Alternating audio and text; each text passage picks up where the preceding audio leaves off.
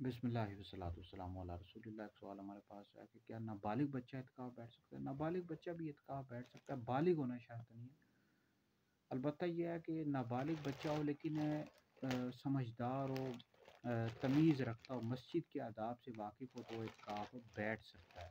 شعب الایمان میں حدیث موجود ہے، نبی کریم علیہ السلام نے فرمایا جس نے 10 دن کا اعتکاف کیا ہوا ایسے ہی جیسے اس نے 2 حج اور 2 عمرے کی۔ بہرحال اعتکاف کی بہت زیادہ فضیلت ہے، اعتکاف بیٹھنا چاہیے، اور اس میں آپ اعتکاف میں نوافل پڑھیں، قرآن مجید کی تلاوت کریں، ذکر و اذکار کریں، نبی کریم علیہ السلام پر درود پاک پڑھیں، اور ہو سکے تو حضور علیہ السلام کی سیرت پر مشتمل کتابوں کا مطالعہ کریں۔